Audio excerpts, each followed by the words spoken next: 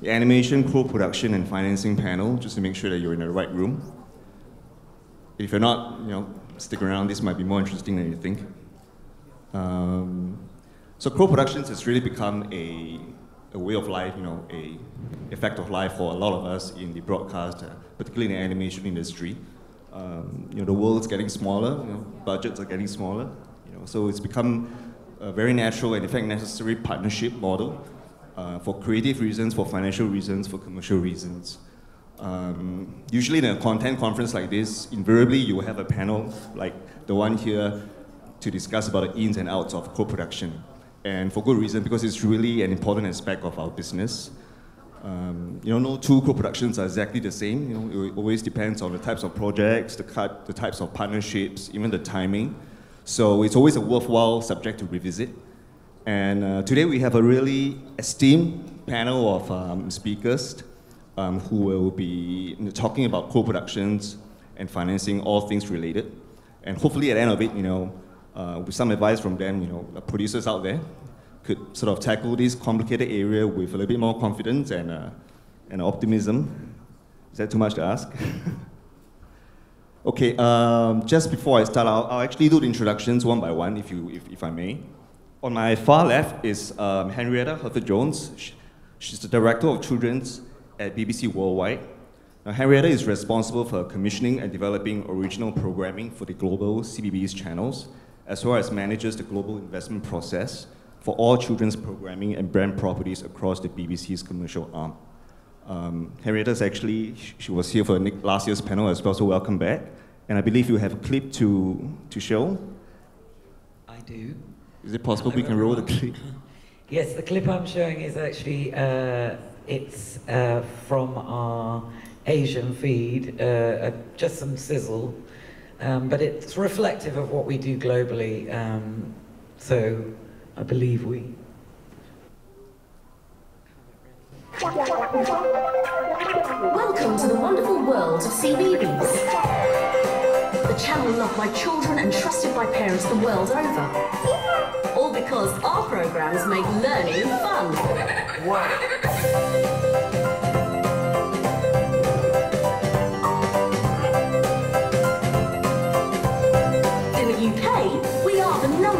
Children's channel. One comes next. CBeebies offers a safe environment where young children aged between 0 and 6 can learn through play. And 2012 was filled with big achievements for us. Hello, I'm Mr. Maker.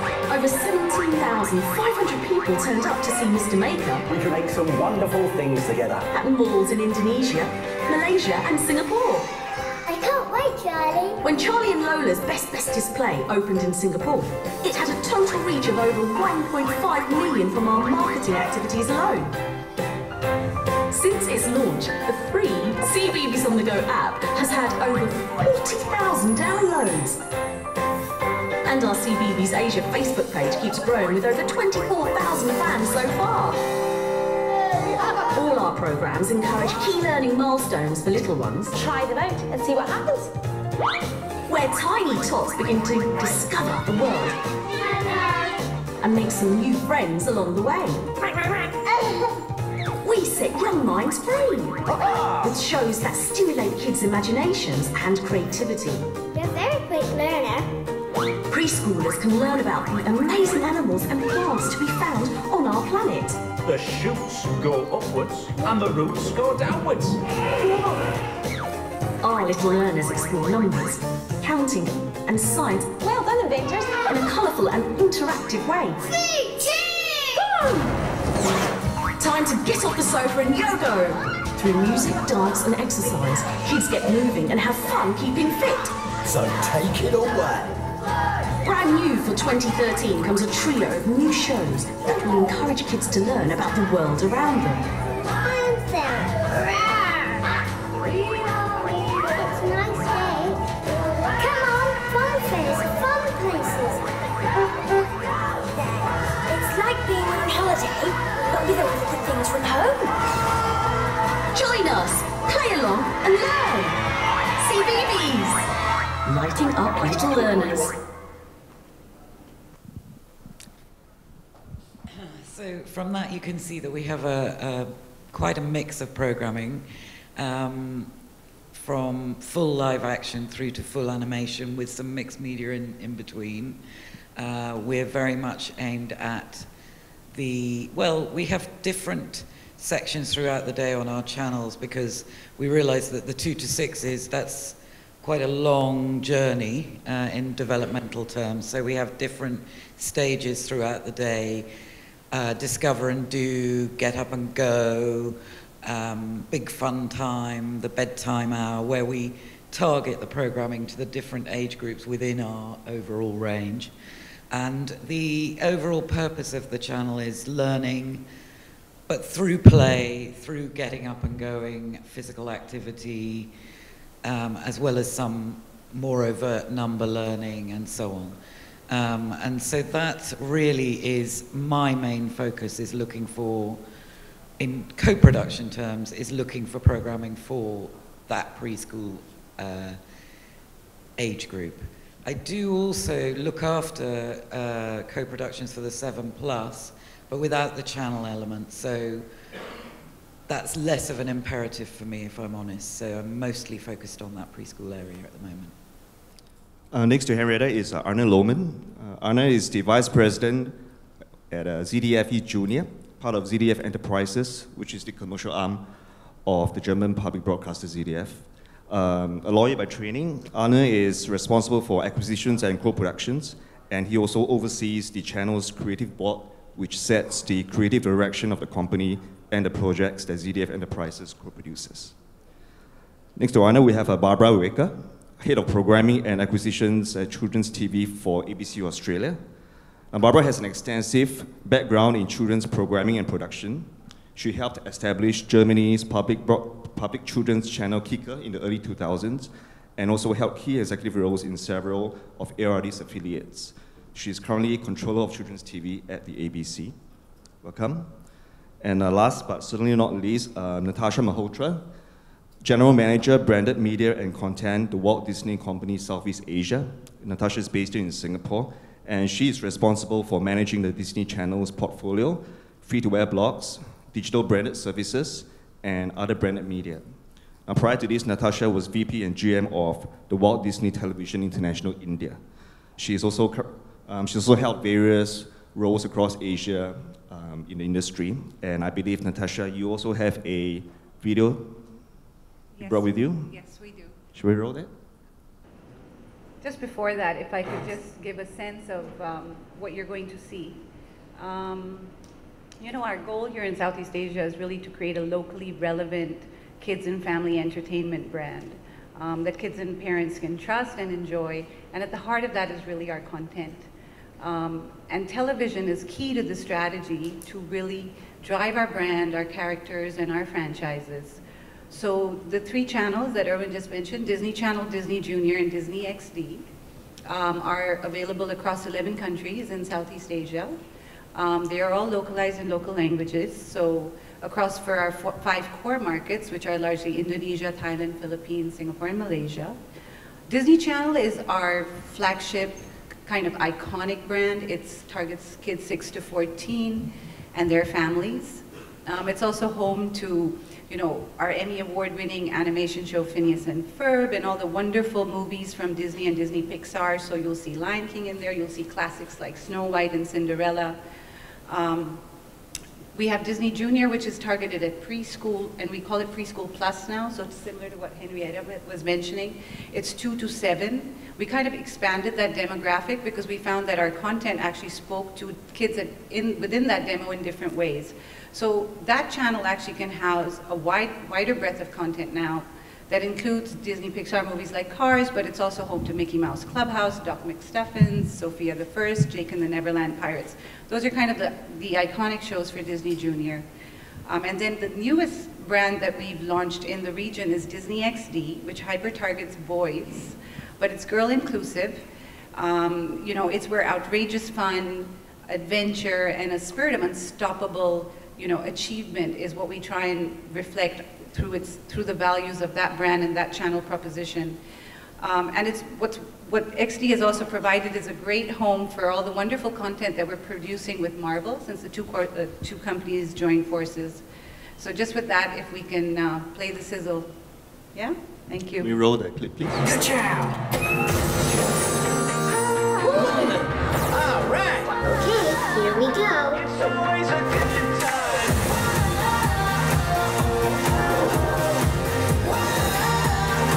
I'm so excited. Way to go! Hey, everybody, it's me. Bro hug, bro hug. Poems are amazing, definitely. Gee, you look Score!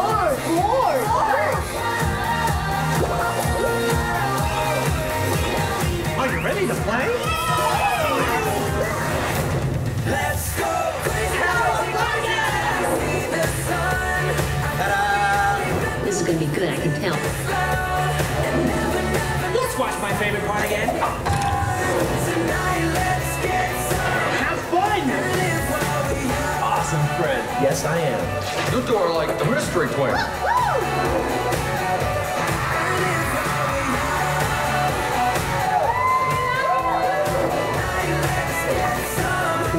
Use the most of your imagination.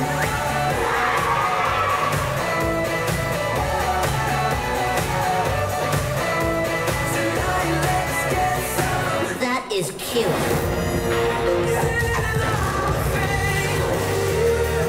I'll do my hero thing.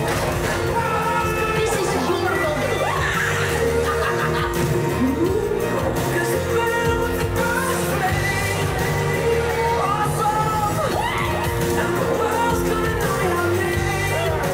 I am the ninja.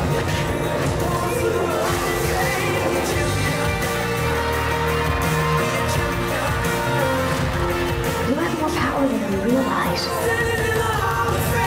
Show 'em what you got. Think I'm ready? Definitely. Nice.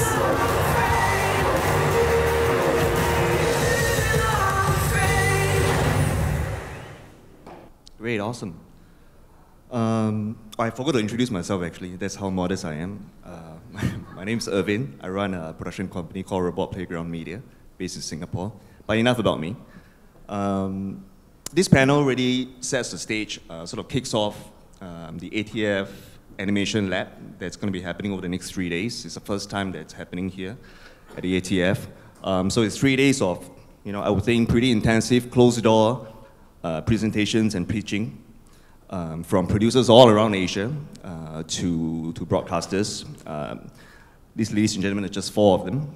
There are many other that will be participating in these sessions. I think total we have something like over 30, close to 40 projects that will be pitched by producers across the region.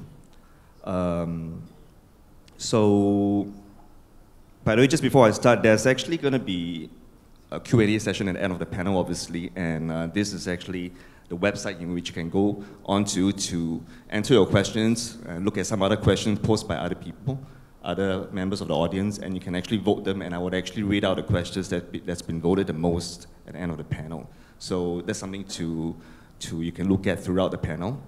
But going back to the ATF lab sessions, I just want to start off by maybe asking the panelists, what are some of your expectations over the next 3 days? The kind of projects you might be looking for, that to fit your programming and your brand, your channel brand, and any advice for the producers out there. Just a show of hands, how many of producers out there that will be participating in the presentations over the next 3 days? Can we have a show of hands, please? So, okay, I'll multiply that by 3 because the rest are probably quite shy. So pretty much the whole room is participating. So yeah, I think maybe we can start with Arne. What are some of the things you'll be looking out for the next 3 days of fun and laughter behind closed doors? Yes, so I'm really looking forward to new projects and also establishing new partnerships, because we are doing, the ZDF group is doing about 20 co-productions per year, and this is in live action and animation. It is for the preschool target group, of course, for the 6+ demographic as well.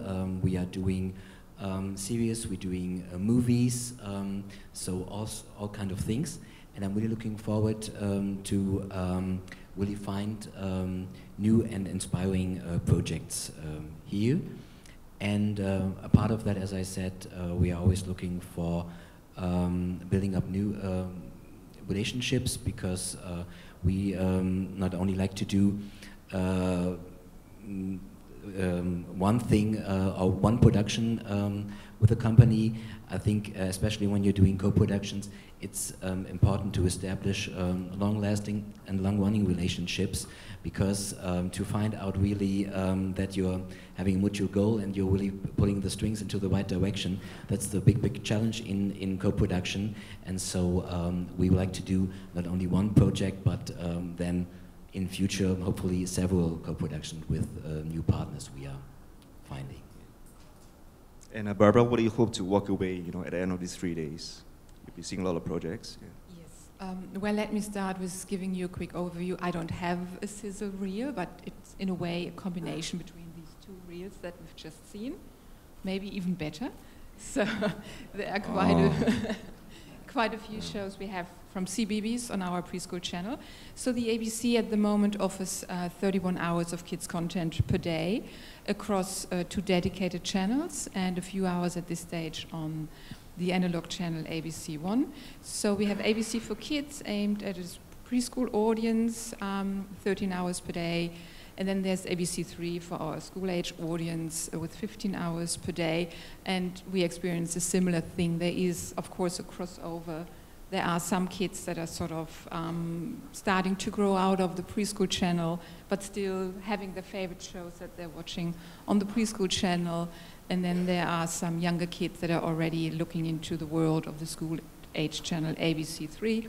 And it's always a challenge if you have 2 channels, that you make sure the great audiences you usually have as a public broadcaster in the preschool world, that you make sure they transition on to the new channel, the school-age channel. We do specific campaigns to achieve this. So again, as what you're trying to achieve, Australian content is very important for us. On ABC3, we have a 50% Australian content quota. And sort of a self-imposed 25% content quota, Australian content for the preschool audience. What I'm looking for is more exciting projects that would sit well alongside the great content we have on ABC for Kids and ABC3. Since Disney acquired Marvel, there is a bit of a void in the marketplace, I'd say, for action-adventure for boys.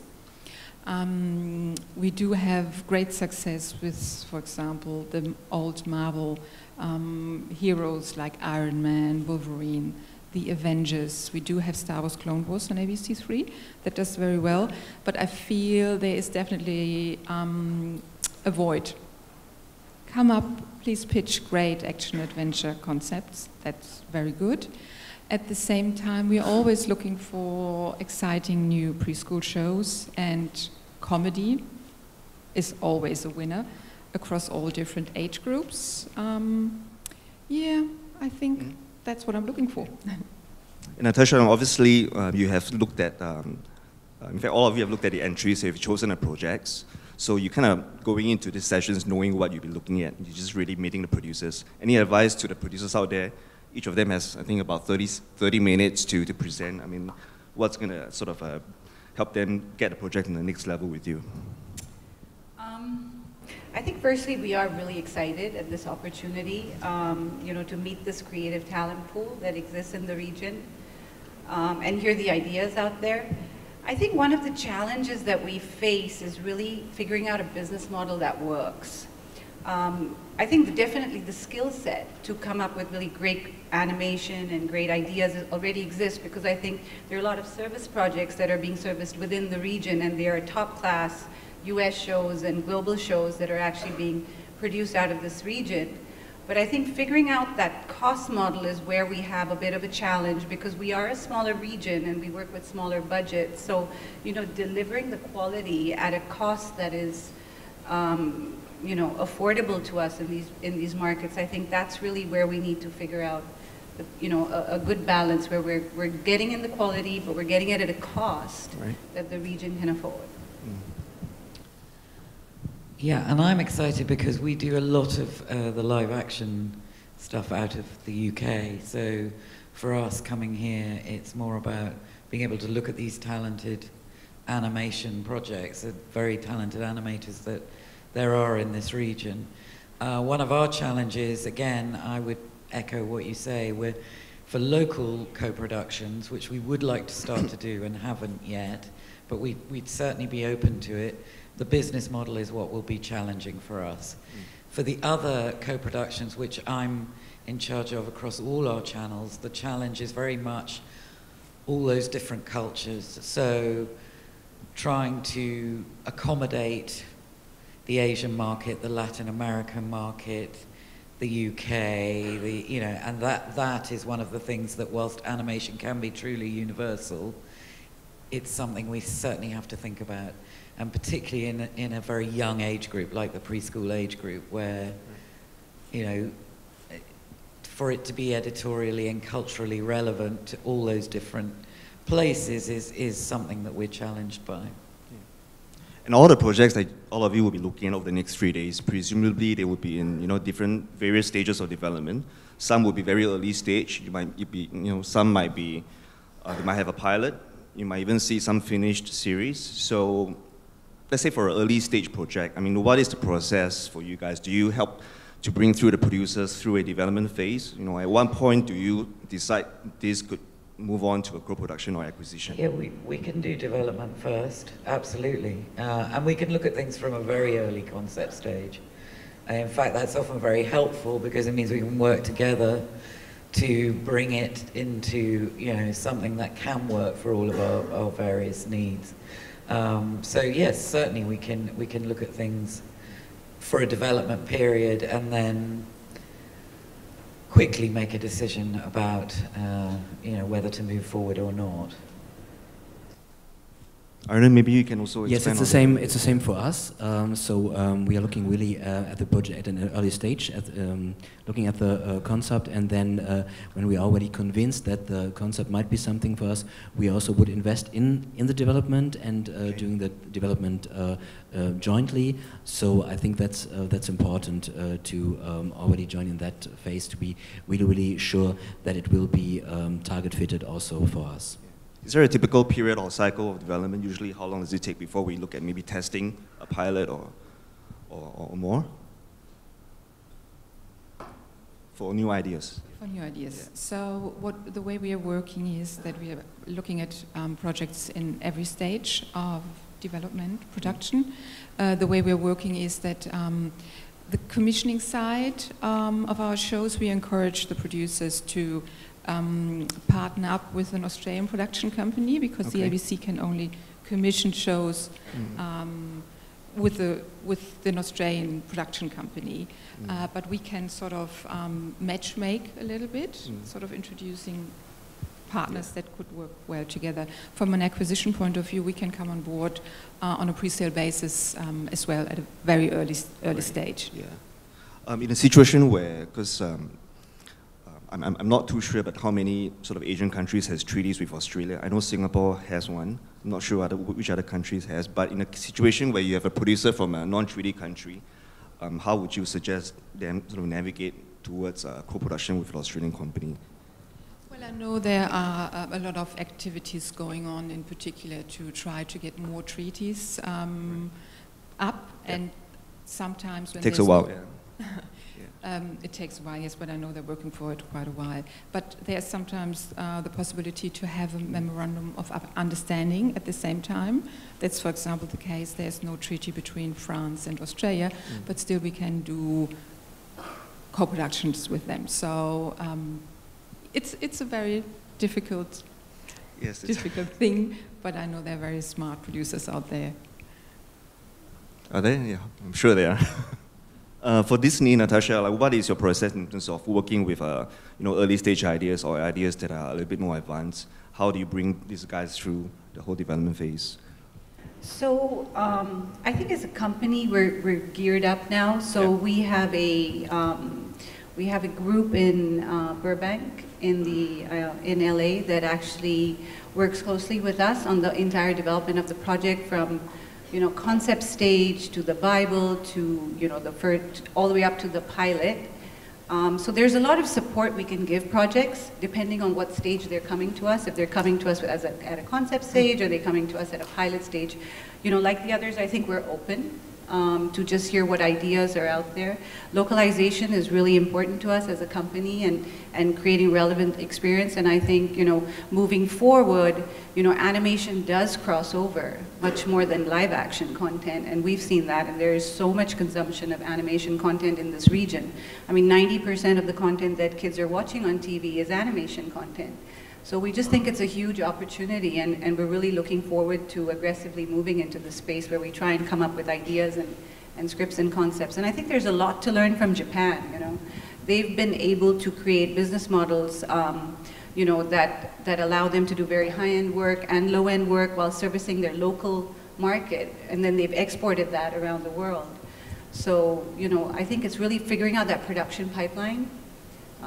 And in terms of timing, I think it, you know, it again varies, I guess, on the project. But from a Disney perspective, it takes anything between 12 to 18 months to really get a, you know, get it to a stage where we're willing to go ahead and green light. Okay. Yeah. And just about co-productions, what do you guys look for in a co-production partner? Perhaps specifically one from Asia. What are the parameters that you look at, you know, you consider when structuring a co-production deal in this part of the world? If you have experiences, that would be great to hear, but what are your thoughts on that? Henrietta? Well, I think for us, it's looking for the design and the look and the ability in the execution of the actual animation. I mean, I think we like to work with people who are prepared to understand that we want to bring some of the storytelling and perhaps the scripting and other parts of it into the equation ourselves, or at least be a big part of that. But we're very impressed with how the design work and the actual execution of the animation in this part of the world is really very outstanding, I think. And as I said, we would like to look for things that we can do here locally as well for our local Asian feed too. Arne, what are your thoughts in terms of structuring co-production deals in this part of the world? So of course it depends on who are the partners involved there, and who can play what role and fit in there. So of course we want to do it as a true partnership, and then as the others said here right before, of course here in this region there is the talent, there is great design, there is high class animation. So therefore we had really good experience in partnering up with Asian studios, and that's what I expect also out of this event this time. Are there any specific challenges you've come across, working on co-productions in Asia? Sure, Henrietta. Well, I was going to say just generally, which I didn't say before, I think the challenge, I go back to your earlier point, is the money. Putting together the business plan is what's challenging for any part of the world, and that, I think that's the same everywhere. I don't think that's unique to here at all, is finding the right partnerships that bring the right creative, but also the balance of how we're going to put together the pie as far as the financing and the rights ownership, and keeping everybody happy in that partnership, which is, and that's an eternal challenge and always will be. And particularly now that the market is becoming more fragmented, you've got different ways, you've got your audience consuming media in very different ways, as well as how to satisfy all those different parts of the partnership. Barbara, ABC have done several co-productions in Asia. I mean, what are some of the challenges you've come across? How do you think projects here could be better structured, perhaps? Is it still comes down to financing, essentially, or? Yeah, well, I think the financing is probably really the most challenging aspect of structuring these deals. We do have quite a few co-productions going. We've done 156 episodes of Bananas in Pyjamas here in Singapore, and I'm very happy and personally involved because I was looking after it. So I think that was a great success story, and I know the series sells very well around the world. And we do have a co-production with CCTV in China, the second, where we are sort of finalizing the post-production at the moment. We do have a beautiful series in development with Korea, so we do work with different Asian countries. And each project is unique and different, and I personally feel that Asia is such an amazing creative hub, and so many absolutely mind-blowing, beautifully ideas and designs are coming out of the region. I think there's probably still, there are different traditions in storytelling. I think that's no secret. That's the case, and I think it's a process how we bring all these different cultural aspects together to create great shows. And in your experience, like, do you feel there's anything creatively perhaps that sort of sets a lot of Asian producers apart, whether it's a design, whether it's an idea, whether it's the stories that they tend to want to tell, that makes them sort of different partners, creatively from producers from the rest of the world? No, I think Barbara is right when she was mentioning the storytelling.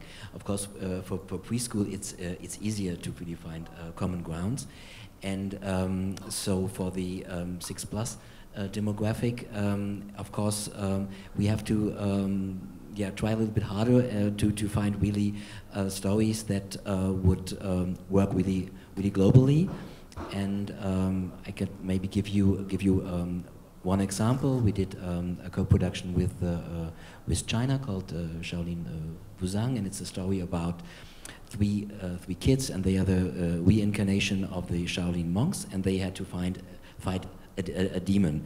And this is basically a Harry Potter story, and it's based on Chinese mythology, and because those stories they really have a universal appeal, and it works globally, it works all over the world, and those kind of stories can travel. And then, of course, there are always needs for local stories. You can't do everything globally. I think that's clear. But if you want to do a co-production, of course, you have to find those stories. You have to find those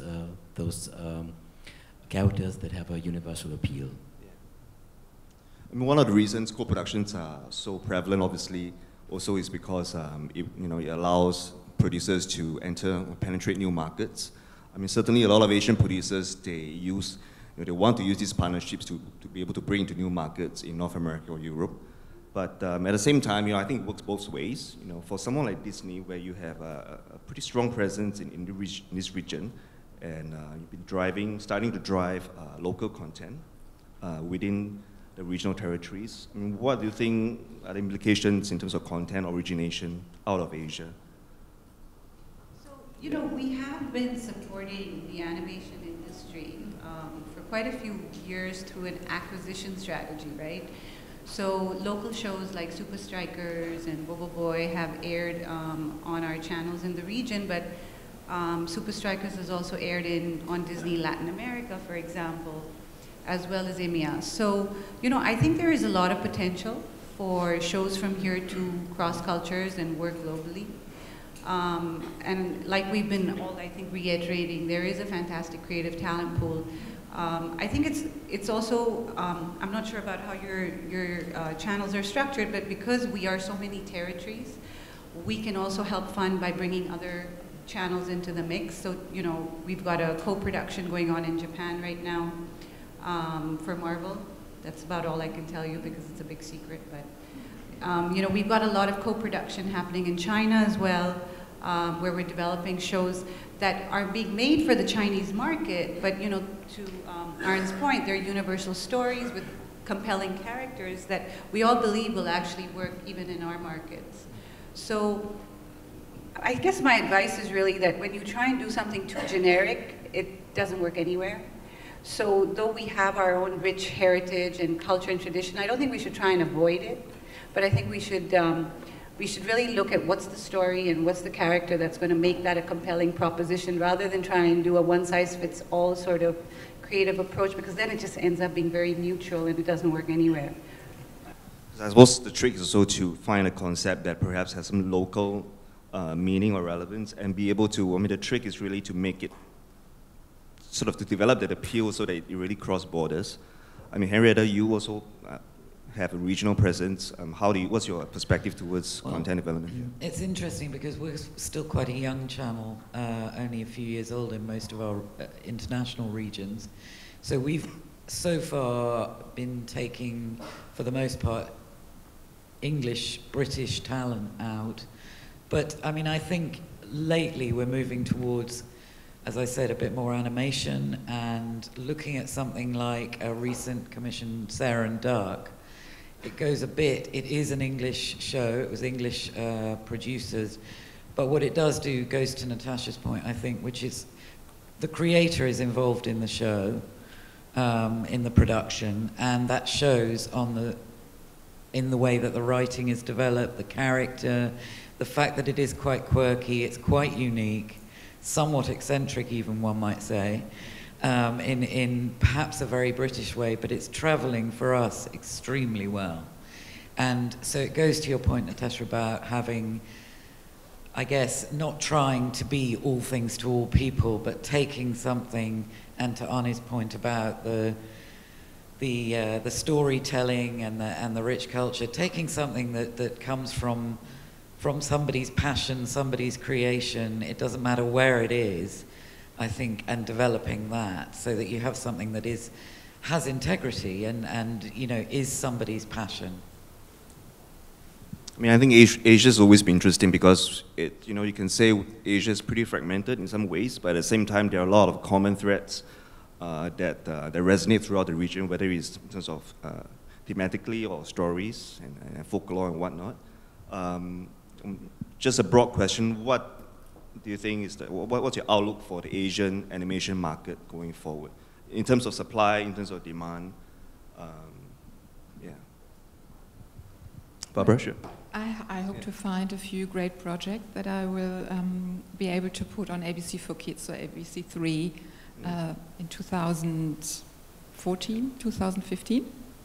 Arne, is Asia going to become increasingly important market for you? Sort of. Yes, because as a lot of great animation is coming out of this region, it's becoming more and more important for us. And apart from the cooperation we did with China, we did as well a preschool show called Dragon with Korea and with Canada, which was quite a challenge. And we did 3 seasons of that, and that worked also very, very well for us because the characters are so unique, so well developed, and it's good that here in this region the producers always have in mind that there is life beyond the classic television screen. So there are also then concepts developed for the second screen and for games, for all those kind of things that really helped up building a brand. Sure. Something else to add? Well, I was just going to say that's a very good point. I think that's where here in particular, in this region, as you say, not that it's all one or the same, but in this overall region, that idea of second screen, of digital, of other platforms and ways of consuming for children to consume has really been very groundbreaking compared to other parts of the world. So I see no reason why that's not going to continue, and that, you know, Asia will still be one of the most important creative hubs for this age group, definitely. Yeah, I mean, not only as a creative hub, but even from a consumption perspective, right? I mean, this is a large, there's a large appetite for animation content in this region. So you've got the consumer, and we've got an incredibly talented pool of companies already out there who are already producing great work. And so I think it's just about coming full circle now on the original IP creation side, about really creating those stories and characters that can originate from this region and even go global.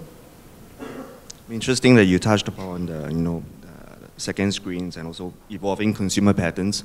I wanted to also touch on some of these transmitter developments, particularly, when over the next 3 days you'll be hearing a lot of projects. So when it comes to transmitter elements for a given property, sort of how early on do you consider that as part of the overall project appeal? Is that something producers should be thinking of upfront, or do you believe that transmitter elements will, it's natural extensions of a good idea or a good show?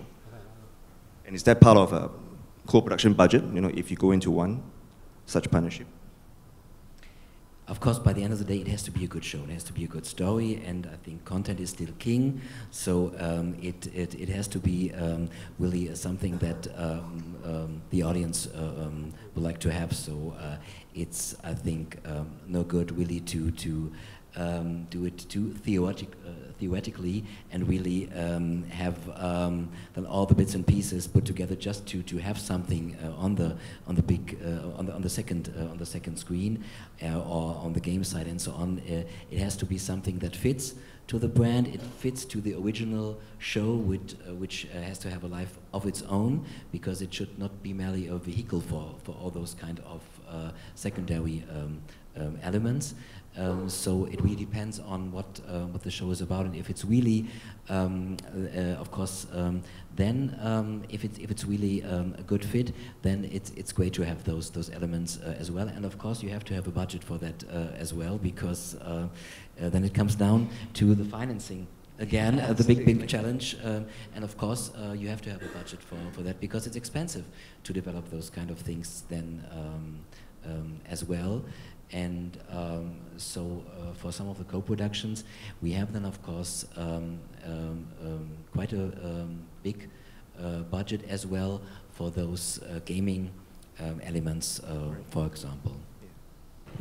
We are doing a show which we are doing a show where we're actually launching in the UK on the website first, a year before the show will hit television.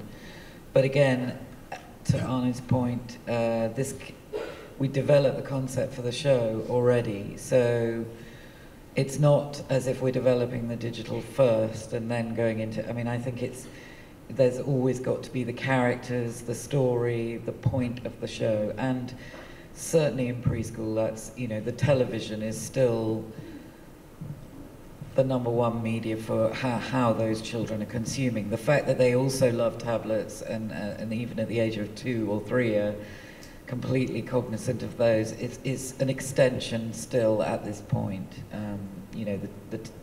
The show on TV is where we're still focusing the attention. Yeah, so together with the BBC, we were doing a live-action show called Wolfblood. It could have been also animation. But it is live action. I'm just mentioning this here because there are games also developed at the same time for the show. 3 really great games with a big budget. There are special webisodes there as well. And as Henrietta said, it was really done jointly with the development of the series. Then of course, and I think. That's of course, especially when you have several seasons, this is what the audience demands, because they want to dig into that world and not only watch their favorite show on television, but also on the second screen. Well, I've got one question before you open up to the questions. This is just something that I'm curious about. Like in the US, you have companies like Netflix and Amazon that are really starting to disrupt some of the space in terms of content distribution. So what are your thoughts in terms of linear programming going forward for the next several years, in your own territories? Because invariably this development is going to happen, presumably in Asia as well. But, starting with your own territories, is that something that is back of your head, or you're already, actively looking at what are the implications for content distribution to your audiences? On demand. against linear? Yeah. Well, it's surely not in the back of our heads. It's pretty much right in front and center of our heads. But and we all know that especially kids' content is a bit of a driver to cutting the cord, canceling subscription TV and subscribing for offers like Netflix. But I think there always will be sort of the room for curated content. Yeah. So, but yes, we're very well aware, and let's see. And to the point that we were just discussing, I think for this younger age group as well, the importance of curated content where everybody's sitting down together. I think there'll always be a place for that. But yes, agree that it's another way of, it's another form of distribution of content that we're very aware of. Yes, and of course the landscape is changing as far as this is concerned, and I think it's clear as a consumer you want your time is prime time, and so the classic definition of television, of course, is changing, but it's just a definition. And I think all the broadcasters, they have, of course, an online offering. They have a kind of a player where you can watch the shows. Then, of course, at the time you really have the time to do so. So I think the landscape is changing, and it's just the way we are consuming, of course, those shows. But in the end, there's still demand, of course, for great content. From Disney's perspective, our president, Ann Savini, always says you should think like a consumer first and a television executive last, so to speak. And clearly, kids are early adopters to the digital technology. I mean, if I see my 2-year-old, she already knows how to use my iPad, my iPhone, and my mother at 75 is still struggling how to make a call on a mobile phone. So, they are digital natives, they are adopting to all these new technologies, and we recognize that, and which is why Disney was one of the first companies to launch the Watch Disney Channel apps in the US, and we're really excited about launching it here in Singapore, but we clearly see that in the future. And my boss always jokes, he goes, that's why I didn't say that you were the television head, because it's going to move from a linear world to a non-linear world at some point in the future, where kids will be watching what they want, when they want, where they want. But the good thing is, for now, we're finding that it is incremental to television, so it's not cannibalizing television viewership. Yeah. It's incremental viewership, so it's really being able to hand them that iPhone if you're, in a car, or if they're in a mall, in a restaurant. So it's on the go more than at home. Yeah. Okay, we've got a few minutes left. I'm going to start to go through some of the questions that you guys have posted on the website. Obviously, I'm going to start with the ones that has the most votes, which is interesting because the first question is it's explicitly for Disney. I'm wearing my glasses. Well, I'll read off the question. So just do your words. How many shows Disney is commissioning for its Asia feed every year, and what is Disney's typical investment? Okay, so that is actually a very good question. Firstly, this is our first year out there looking to commission and work on co-production. So the good thing is that we haven't done it before. It's a work in progress. This is our first baby step, so to speak. So there are no commitments in terms of the number of shows. We haven't really, detailed or fleshed it out in terms of strategy. We want to see what's out there first, really suss out the market, check out the talent pool, work closely to just figure out what is the potential. So I can't really give you a number, but we are committed to working with the production companies around the region to come up with stories and characters and shows that will resonate for our audiences within the region. Okay, I think we have time for maybe one last question. Time's up, please wrap up. Okay. Last question. Are you looking for neutral sex, neutral gender, I presume that's what you mean. Are you looking for neutral gender animation, or it must be just for girls or boys? And this is quite neutral sex. That's interesting. Yeah, I wouldn't know what neutral sex is. Yeah, some of you may. But yes. Neutral gender. Yeah. So basically, for each of your. Yes. Yeah. Yes. So BBC is neutral sex. Yes.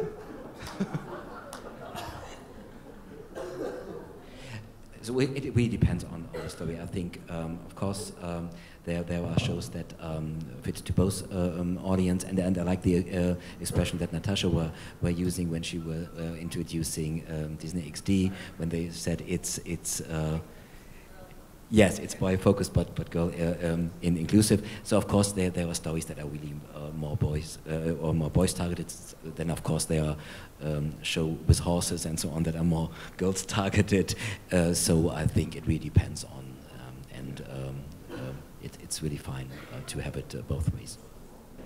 Yes, same thing for ABC. We are interested in girls-skewed programs, boys-skewed programs, and gender-neutral programs. So it's about the concept.